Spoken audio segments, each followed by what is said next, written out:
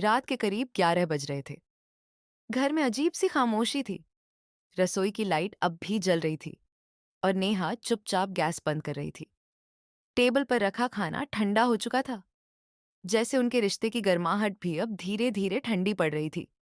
दरवाजा खुलने की आवाज आई। अमित ऑफिस से लौटा था। उसने जूते उतारे, बैग एक तरफ रखा और बिना कुछ कहे सीधे अपने कमरे में चला गया। खाना लगा दूं? नेहा ने धीमी आवाज में पूछा। नहीं, खा लिया बाहर। अमित ने बिना उसकी तरफ देखे जवाब दिया। नेहा बस उसे देखती रह गई। ये वही अमित था जो कभी उसके हाथ का खाना खाए बिना एक दिन भी नहीं रह पाता था। और आज शुरुआत बहुत खूबसूरत थी। शादी के पहले साल में सब कुछ सपनों जैसा था। छोटी छोटी बातों पर हंसी, बिना वजह बाहर घूमना, एक दूसरे के लिए सरप्राइज। अमित ऑफिस से आते ही नेहा को ढूंढता था।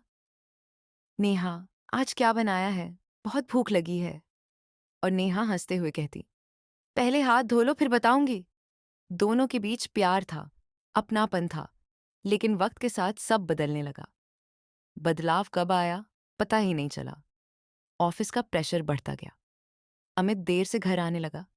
नेहा दिन भर अकेली घर में रहती, इंतजार करती, लेकिन अमित के पास अब उसके लिए समय नहीं था। धीरे धीरे बात करना कम हो गया। फिर शिकायतें शुरू हुई। तुम्हें मेरी कोई परवाह नहीं, नेहा एक दिन रोते हुए बोली। मैं सब तुम्हारे लिए ही तो कर रहा हूं, अमित गुस्से में बोला। मुझे पैसे नहीं, तुम्हारा समय चाहिए। समय नहीं है मेरे पास, अमित चिल्लाया। उस दिन पहली बार दोनों ने एक दूसरे से नजरें चुरा ली। रिश्ता टूटता नहीं, चुप हो जाता है। अब घर में आवाजें कम और खामोशियां ज्यादा थीं। एक ही छत के नीचे रहते हुए भी दोनों अजनबी बन चुके थे। नेहा अब बात करने की कोशिश भी नहीं करती थी और अमित को लगता था कि शायद नेहा अब उसे समझना ही नहीं चाहती। एक दिन सब बदल गया। एक सुबह अमित ऑफिस जाने के लिए तैयार हो रहा था। नेहा रसोई में थी, लेकिन आज कुछ अजीब था। न कोई आवाज, न कोई हलचल।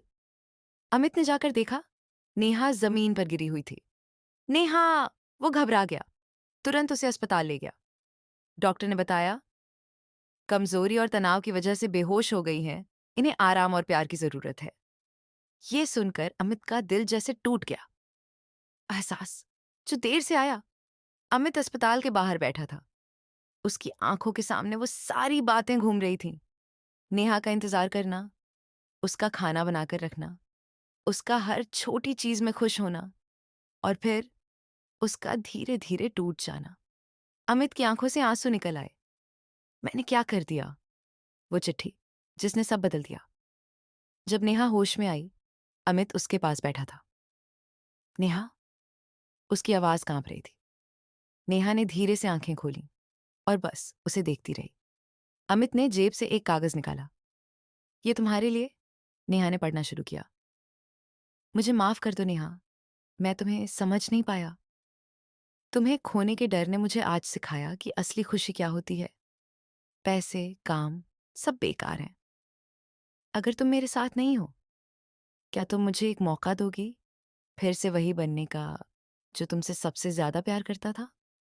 नेहा की आंखों से आंसू बहने लगे। रिश्ते को फिर से जीना। उस दिन के बाद सब धीरे धीरे बदलने लगा। अमित अब समय निकालने लगा। दोनों साथ बैठकर खाना खाते। छोटी छोटी बातें फिर से हंसी में बदलने लगीं। एक दिन अमित ने कहा, चलो आज बिना वजह बाहर चलते हैं। नेहा मुस्कुराई। बिना वजह ही तो सबसे अच्छी वजह होती है। मोरल सीख, रिश्ते कभी एकदम से नहीं टूटते, वो धीरे धीरे खामोश हो जाते हैं।